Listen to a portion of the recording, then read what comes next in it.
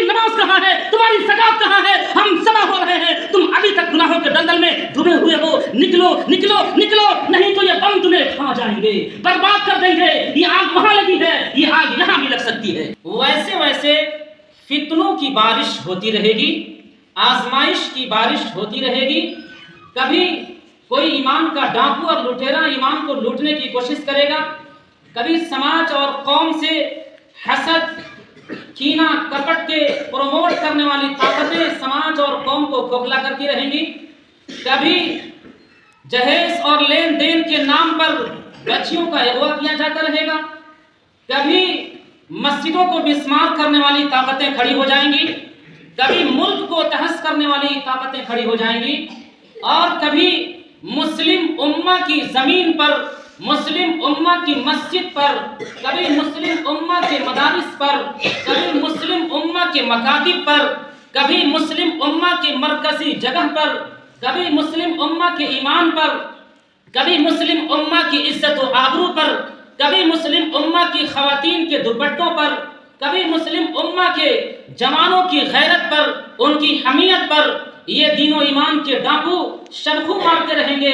لیکن ان تمام تاریکیوں میں اور تمام اندھیروں میں وہی لوگ فلاح پائیں گے، وہی لوگ کامیابی پائیں گے، اور وہی لوگ محمد رسول اللہ کے دیوانوں میں شمار ہوں گے جو محمد عربی کو اپنا آخری نبی تسلیم کر کے، خانہ کعبہ کو اپنا قبلہ تسلیم کر کے، قرآن مقدس کو اپنی آخری کتاب مان کر کے، محمد عربی کے پیغام کو اپنے سینے سے لگا کر کے، اور اسلام و شریعت کے ایک ایک احکام کو اپنے ماتھے کا جھومر بنا کر، اپنی آنکھوں کا سرما لگا کر کے زندگی گزارنے کا طے کریں گے. وہی لوگ کامرانی کے پہاڑ پر ہوں گے، وہی لوگ عزت و آبرو کے اعلیٰ منصب پر ہوں گے، وہی لوگ محمد رسول اللہ کے دیوانے کہلائیں گے، وہی لوگ مسجد کے رکھوالے کہلائیں گے، وہی لوگ مدرسوں کے پاسباں کہلائیں گے، وہی لوگ عزت و آبرو کے محافظ کہلائیں گے، وہی لوگ محمد عربی کے آخری غلام کہلائیں گے.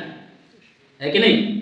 اس لیے قرآن میں اللہ تبارک و تعالیٰ نے ایک پیغام دیا اس امت کو. پیغام یہ دیا، ان الذين امنوا وعملوا الصالحات لهم جنات تجری من تحتها الانہار، جس کا ڈیفینیشن یہ ہے کہ بے شک وہ لوگ جو ایمان لائے اور نیک اعمال کیے، ایمان لانے کے بعد ایسے ہی نہیں رہے. ایمان لائے کہ واقعتاً رب العالمین ایک ہے، اس کا کوئی ساجی نہیں ہے. ایمان لائے کہ محمد عربی آخری پیغمبر ہیں، ان کے بعد کوئی دوسرا نبی آنے والا، کوئی دوسرا نبی آنے والا، بولے کوئی دوسرا نبی آنے والا نہیں ہے، آخری پیغمبر ہے. اگر کوئی قادیانیت کے روپ میں آ کر کے کہے کہ میں ہی آخری پیغمبر کے بعد آنے والا نبی ہوں، میرے اوپر ایمان لے آؤ، تمہارا کھاتا کھل جائے گا، تمہارے لیے بینک بیلنس جاری ہو جائیں گے، تمہارے بچوں کی پڑھائی کا نظام ہمارے سسٹم سے آپریٹ کر دیا جائے گا، تمہارے گھروں کو پیسے دیے جائیں گے، تمہارے محلوں کو پیسے دیے جائیں گے، تمہارے قبیلوں کو پیسے دیے جائیں گے، تمہاری نسلوں کو پیسے دیے جائیں گے، اس ایمان کو جوتے کے نوک پر اڑا دیا جائے گا، اس پیسے کو جوتے کے ٹھوکر پر رکھ کر کے ختم کر دیا جائے گا، اس بینک اور بیلنس کو پیر کے نیچے روک دیا جائے گا. جو محمد الرسول اللہ کی نبوت پر ڈاکہ ڈالنے کو سوچے، جو محمد الرسول اللہ کے آخری پیغمبر ہونے میں شک پیدا کرے، جو محمد الرسول اللہ کے آخری نبی ہونے میں شبہہ پیدا کرے، ایسے پیسوں کو پیروں کے نیچے رکھ کر کے روک دیا جائے. یہ آخری پیغمبر، اس کے اوپر ایمان لائے، جنت پر ایمان لائے کہ مرنے کے بعد فیصلے ہوں گے، یا تو جنت میں جانے کا راستہ طے ہوگا یا جہنم میں جانے کا راستہ طے ہوگا. اس کے اوپر ایمان لائے کہ جو ہم نے کیا، من این اکتسب و این انفق، یہ مال کہاں سے کمایا اور کہاں خرچ کیا، ومن این، اور جوانی جو اللہ رب العزت نے دی ہے اس جوانی کو کہاں لگائی، اس کے بارے میں پوچھا جائے گا. اس کے اوپر اس کا ایمان رہا، اور اس کا ایمان اس بات پر رہا کہ آخری پیغمبر ہے، یہ دین آخری دین ہے، یہ شریعت آخری شریعت ہے، یہ سنویدھان آخری سنویدھان ہے، یہ قانون آخری قانون ہے، یہ پیغام آخری پیغام ہے، یہ لائف اسٹائل آخری لائف اسٹائل ہے. اس کے بعد کوئی دوسری زندگی آنے والی نہیں ہے. اور ایمان لانے کے بعد اس کے پیچھے پیچھے نیک اعمال کا سلسلہ جاری رہا. یہی لوگ کامیاب ہیں، یہی لوگ کامیاب ہیں، یہی لوگ کامیاب ہیں. اور کامیابی کا کیا پھل ملے گا، کامیابی کا کیا نتیجہ ملے گا، کامیابی کا کیا رزلٹ ملے گا، اس کا چرچا رب العالمین نے آگے لفظ میں کیا ہے، لہم جنات تجری من تحتها الانہار، کہ ان کے لیے باغات ہوں گے، ان کے لیے جنتیں ہوں گی، ان کے لیے باغیچے ہوں گے جس کے نیچے سے نہریں جاری ہوں گی، جس کے نیچے سے نہریں جاری ہوں گی. اگر آپ کبھی دنیا کا وزٹ کیے ہوں گے، دنیا کا دورہ کیے ہوں گے، کہیں جانے کا آپ کو موقع ملا ہوگا تو آپ دیکھے ہوں گے کہ کہیں پہ باغات ہیں، باغیچے ہیں، پھول ہیں، پتیاں ہیں، پھلدار درخت ہیں، اس جاری ہے, اس کے نیچے سے نالا بہ رہا ہے, اس کے نیچے سے پانی جاری ہے, کتنا خوبصورت منظر نظر آتا ہے. یاد رکھو, ہم تو سوچ نہیں سکتے ہیں جنت کی نشانیاں کیا ہیں, جنت کی نعمتیں کیا ہیں, جن کے بارے میں رب العالمین نے پیغام دیا, جن کے بارے میں آنکھوں نے کبھی نہ دیکھا ہوگا, نہ کان میں سنا ہوگا, نہ دماغ میں کبھی اس کا وسوسہ آیا ہوگا. ایسی نعمتوں سے اہل ایمان کو نوازے گا جو نعمتیں دنیا کی کوئی نعمت اس کا تقابل نہیں کر سکتی ہے. یاد رکھو, ایسے ایمان والوں کے لیے, ایسے نیک اعمال کرنے والے مسلمانوں کے لیے رب العالمین نے کہا, آؤ میں تمہارے لیے 5 اسٹار گیسٹ ہاؤس تیار کر رکھا ہوں, آؤ تجھے وہاں ٹھکانہ دوں گا, آؤ تجھے وہاں ٹھکانہ دوں گا, تجھے وہاں مہمان خانہ دوں گا, تجھے وہاں رہنے کے لیے انتظام کر دوں گا. تم دنیا میں سوچے ہوگے ہمیں اعلیٰ کنڈیشن کا مکان ملنا تھا, نہیں ملا. ہمیں ایئر کنڈیشن کا مکان ملنا تھا, نہیں ملا. ہمیں اچھی گاڑی ملنی تھی, نہیں ملے. لیکن نیک اعمال کیے, ایمان کے ساتھ جمے رہے, ایمان کے ساتھ ڈٹے رہے, ایمان کے ساتھ قائم رہے. حسد کو تم نے آگ لگا دیا, کینہ کو تم نے آگ لگا دیا, نفرت کو تم نے آگ لگا دیا, آپسی بھائی چارے کو تم نے پروان چڑھایا. آؤ ہم تمہارے لیے ایسا محل تیار کریں گے کہ دنیا کے کسی شاہ کو بھی ایسا محل نصیب نہیں ہوا ہوگا. اس لیے ان تمام حالات میں امت مسلمہ کی ذمہ داری بنتی ہے کہ ان حالات میں ایمان کے ساتھ اعمال صالحہ سے, نیک اعمال سے اور گڈ ورک سے, نیک ایکٹیویٹیز سے اپنا رشتہ, اپنا کنیکشن جوڑا جائے, ان سے اپنا تعلق قائم کیا جائے. اور دیہی علاقوں میں, دیہات کے علاقوں میں چونکہ خانہ جنگی جیسی صفت اور ایسے ماحول بنے ہوئے ہیں, یہ تمام حالات مسکرا کر کے دیکھ رہے ہیں.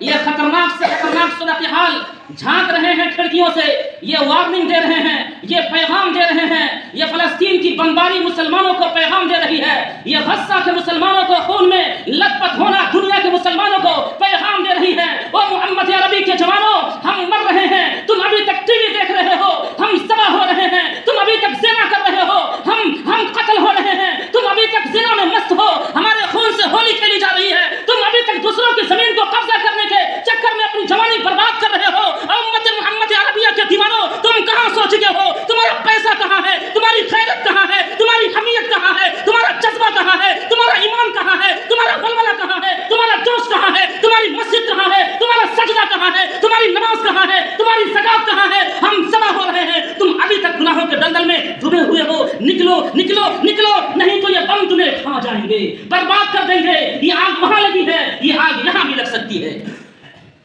کہ نہیں؟ اس لیے ان تمام حالات میں آقا صلی اللہ علیہ وسلم نے اسی لیے فرمایا, من یرد اللہ بہ خیرا یفقہہ فی الدین, کہ اللہ تبارک و تعالی جس کے ساتھ خیر کا ارادہ فرماتا ہے اسے دین کی سمجھ عطا فرماتا ہے. اگر آپ کو جمعہ کی نماز میں آنے کا موقع ملا ہے, اس کا مطلب یہ ہے کہ اللہ نے آپ کے ساتھ خیر کا ارادہ کیا. آپ اس وقت اپنے سروں پہ ٹوپی رکھ کر کے جمعہ کی نماز کے لیے اس مسجد میں آئے ہیں, رب العالمین نے آپ کے ساتھ خیر کا ارادہ کیا ہے. میں اس مسجد میں, اس پاک اور پوتر جگہ پہ آپ سے بنتی کر رہا ہوں, خدا کے واسطے اپنے ماتھے کو 5 وقت کی نمازوں سے سجانے کی تیاری کریں. نہیں تو ہم تو کہتے رہ جائیں گے, بتاتے رہ جائیں گے. رب کا دستور اور نظام یہ ہے, جو اپنے نبی کے نائبین سے نہیں سمجھتا ہے, نہیں سنبھلتا ہے, راہ راست پر نہیں آتا ہے, رب العالمین اس کے سمجھنے کے لیے, اس کے سدھرنے کے لیے, اس کے سنبھلنے کے لیے ایسے حالات کو کریٹ کرتا ہے کہ ٹرین میں چلتے ہوئے مسافرین کا نام پوچھ کر کے پولیس کرمی کا آدمی گولیوں سے بھون دیتا. نام کیا ہے تمہارا؟ بتاؤ تمہارا نام کیا ہے؟ کہتا ہے شعیب اختر. فائرنگ کر کے اس کی لاش کو چھلنی چھلنی کر دیتا ہے, صرف نام کی بنیاد پر, صرف نام کی بنیاد پر. تمہاری شکل پہ داڑھی ہے, چہرے کو دیکھ کر کے داڑھیاں چھیلنے پہ ایسی طاقتیں مجبور ہو رہی ہیں. یہ مسلمانوں کی بستی ہے, ان کو ختم کر دو, ان کو کسی لائق نہ چھوڑو.